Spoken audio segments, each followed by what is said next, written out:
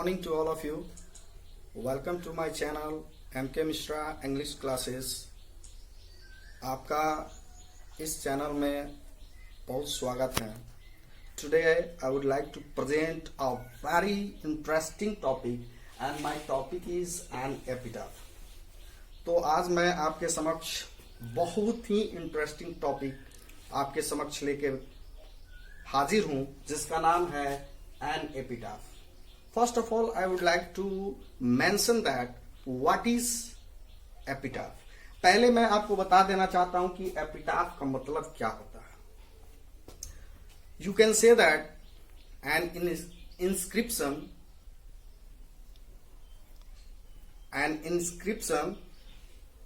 on tomb in memory of dead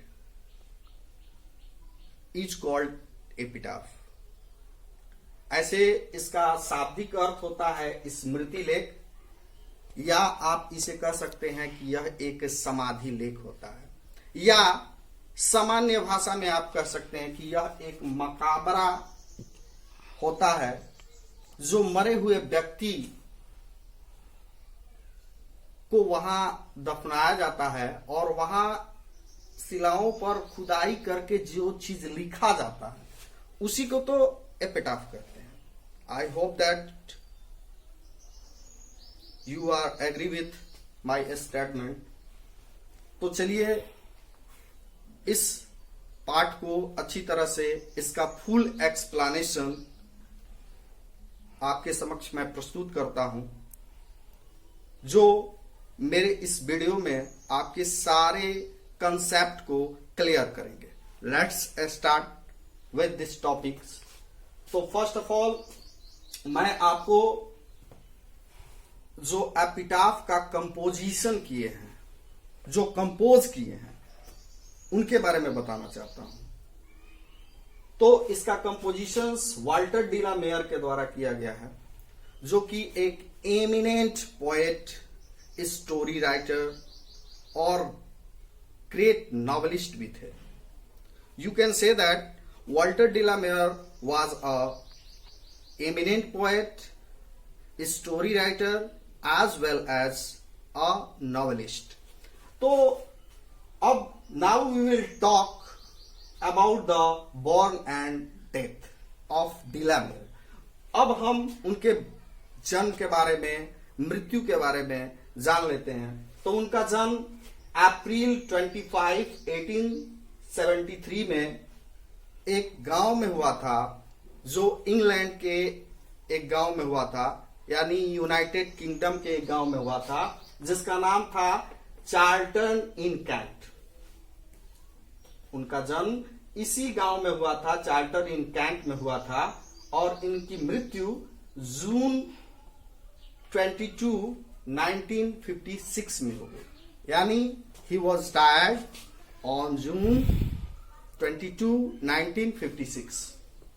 अब हम बात करते हैं अबाउट फैमिली. उनके फैमिली के बारे में हम बात कर लेते हैं कि उनके परिवार में कौन थे, इसके अलावा उनके माता पिता का नाम क्या था.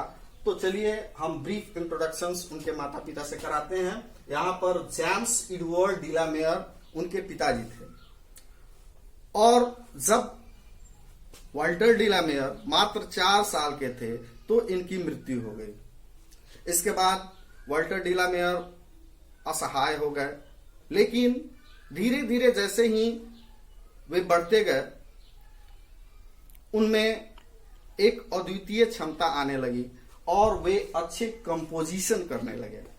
इनकी माता के बारे में मैं बता दूं, इनके माता का नाम लूसी सोफिया ब्राउन था, और इनके चिल्ड्रंस जो थे Richard Harvard, in pen de la Mare, Florence de la Mare and James de la Mare. अब मैंने एक छोटे से ब्रीफ अकाउंट में इनके पूरे फैमिली के बारे में मैंने बता दिया. इसके बाद हम बात करते हैं उनके उपलब्धियों और वर्क्स के बारे में. One thing I would like to clear that there are difference between work and works. Work और वर्क्स में बहुत सारा अंतर होता है. आपको बता देना चाहता हूं कि एक वर्क मीन्स काम होता है, एक वर्क मीन्स काम करना और काम करना। तो यहां पर एक नाउन है और एक वर्ब है, लेकिन यहां पर वर्क्स है, यानी सीधे अर्थ इसका मैंने यहां पर लिखा भी है रचनाएं। जैसे कि मैं कुछ एग्जांपल से आपको समझा देता हूं कि जैसे कि आप लोग सुने होंगे यहां पर आयरन होता है, आयरन जिसको हम कहते हैं लोहा, क्या कहते हैं, लोहा कहते हैं। आयरन मीन्स क्या होता है, लोहा होता है। और इसका आयरन अगर हम बनाते हैं तो इसका अर्थ बिल्कुल चेंज हो जाता है, यानी इसके अर्थ को हम कह सकते हैं कि यह जो है वह क्या है, हथकड़ी को हम कहते हैं, क्या कहते हैं, हथकड़ी। यानी इसको सामान्य में हम इसके सिनोनिम्स को कह सकते हैं मैनिकल्स या हैंडकफ। उसी प्रकार से यहाँ वर्क्स मीन्स रचनाएं हो गई। तो उनकी रचनाओं के बारे में अगर हम बात करें तो उनका सबसे इंपॉर्टेंट वर्क्स था सॉन्ग फॉर चिल्ड्रेन, और इसके लिए उन्हें चिल्ड्रेन पोएट के नाम से भी हम जानते हैं। इसके अलावा come hither, peacock pie depict world of dreams और द लिसनर्स, ये इनके इंपॉर्टेंट कुछ रचनाएं थी।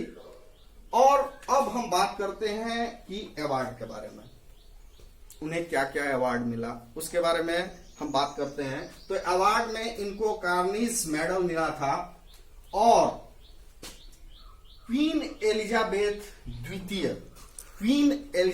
द्वितीय ने इनके ऑनर में 1953 ईस्वी में ऑर्डर ऑफ मेरिट के लिए इन्हें सम्मानित किया था। यानी queen Elizabeth II honoured him with order of merit in 1953। I hope you are clear here. And इसके बाद हम बात करते हैं कि ये जो एपिटाफ है इसका full explanation. So I would like to move full explanation about epitaph. तो चलो शुरू करते हैं।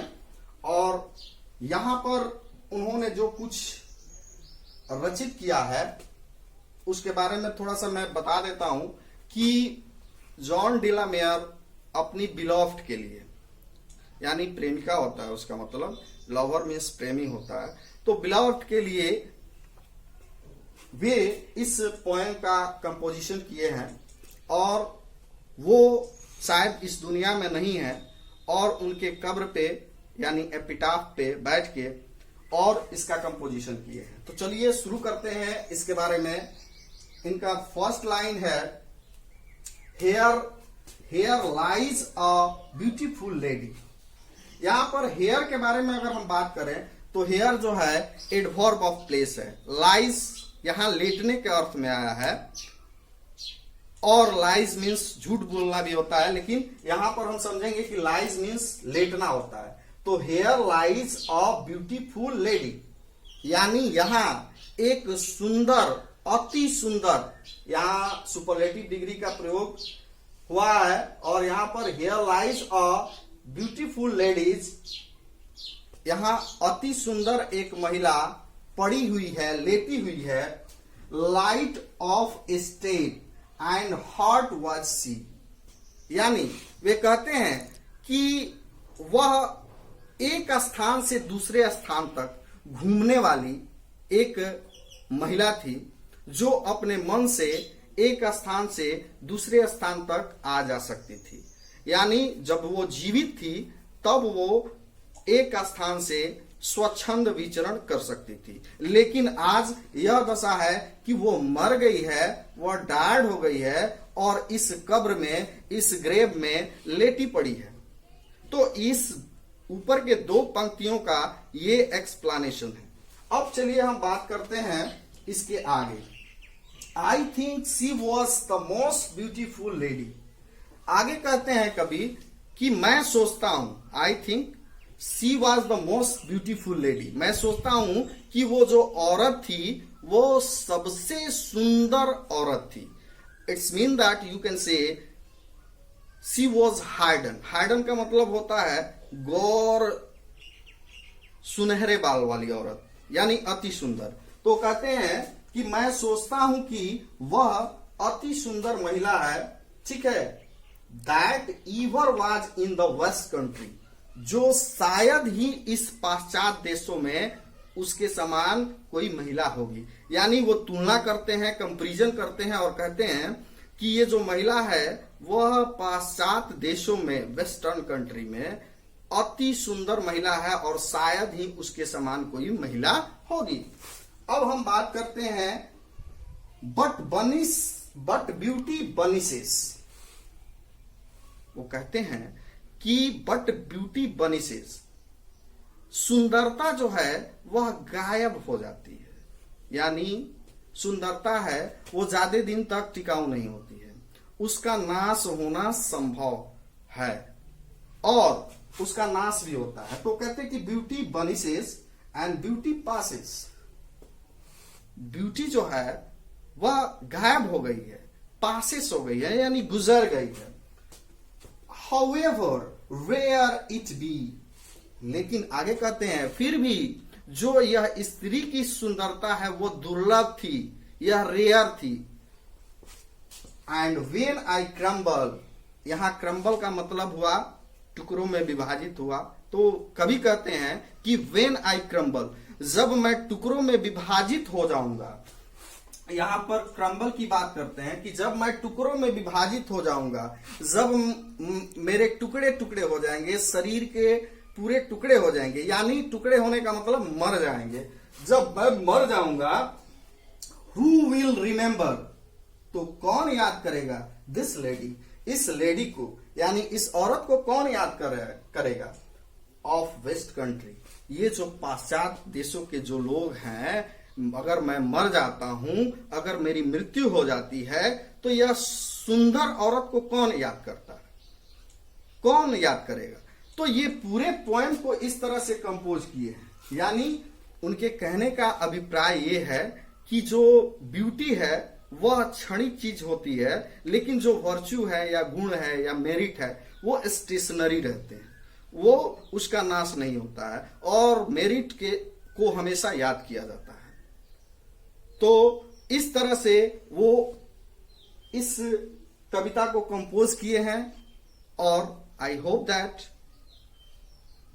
you understand these lessons. If you like my video, please share and subscribe. Thank you. Jai Hind, Jai Bharat.